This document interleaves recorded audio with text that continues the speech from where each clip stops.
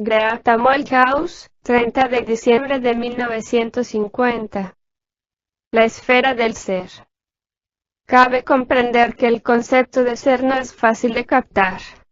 En una de las formulaciones sobre el ser dadas por el trabajo, se dice que nuestro ser atrae la vida, pero esta formulación, como la mayoría de las otras formulaciones en el trabajo, posee una gran densidad de significado, esto es, no se la puede comprender superficialmente, porque se nos aparece un significado tras otro, cuanto más se reflexiona y estudia qué es el ser y en especial en uno mismo.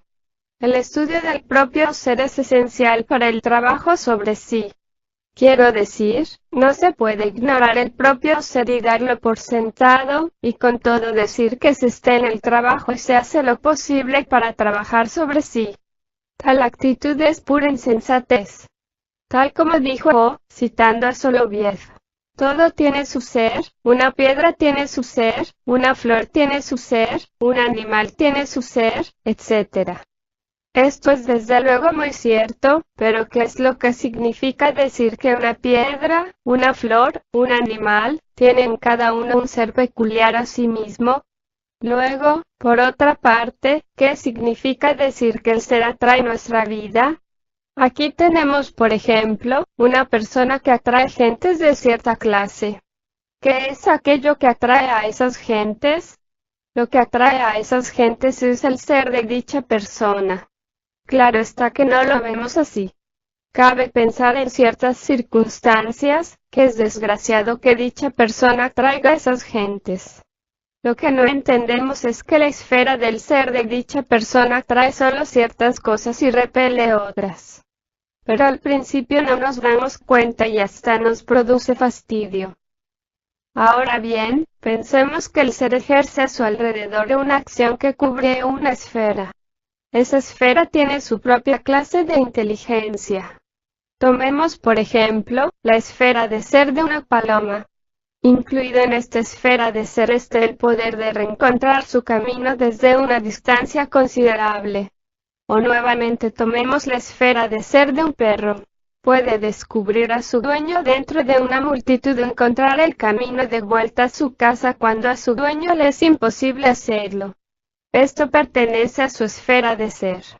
O tomemos un ave que construye un complicado nido, crea sus pichones y luego emigra al África. Todo ello pertenece a su esfera de ser.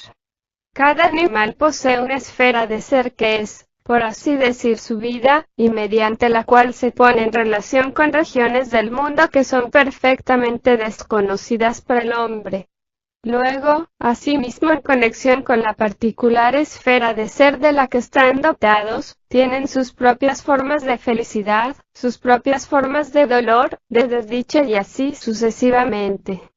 Cabe imaginar, por lo tanto, al reflexionar sobre lo que significa el ser, que es algo que rodea a una persona como una esfera y hace que tenga lugar lo que le sucede. Desde luego, si dicha persona está colocada en un monasterio o en un convento está separada, al menos hasta cierto punto, de la esfera de atracción que su ser ejercería si estuviera en la vida, y así se entiende que dicho aislamiento tiene su origen en la idea de cambiar el ser casi por la fuerza bruta. Que dicha disciplina produzca efecto, es cosa que no se puede decir. Tal vez lo logre en ciertas circunstancias. En el cuarto camino, el método es diferente. En el cuarto camino, el conocimiento ha de preceder al cambio de ser. Esto es, mediante el conocimiento del propio ser se empieza a separarse de ciertos elementos que están en él, de modo que se cambie eventualmente el ser para que no atraiga más las mismas cosas que antes. Pero esta metamorfosis solo comienza a través de la metanoia o cambio mental, porque, si no hay cambio mental o nuevo conocimiento, no puede haber metamorfosis o cambio de ser. Si pudiéramos ver el ser mediante alguna visión espiritual, veríamos claramente que ciertos elementos que están en el ser provocan todos los sinsabores de que se queja una persona. Veríamos en la visión espiritual, por así decir, que algo estaba en un lugar equivocado, o que algo era demasiado exagerado, que algo faltaba, y percibiríamos también que mientras esta construcción del ser permanezca tal como es, atraerá cada vez más lo que atrajo en la vida. Aquí tenemos a un hombre, por ejemplo, que se deja llevar por la violencia, que es orgulloso y por eso mismo muy receloso, que se exalta en su propia estimación y así se siente rodeado de enemigos. En tal caso, con la ayuda de la visión espiritual veríamos que el problema está en la estructura de su ser y la esfera de influencia que ejerce sobre todo lo que lo rodea. Todos los animales, los insectos y así sucesivamente, tienen esferas de ser inteligentes y atraen la vida que, se supone, han de llevar.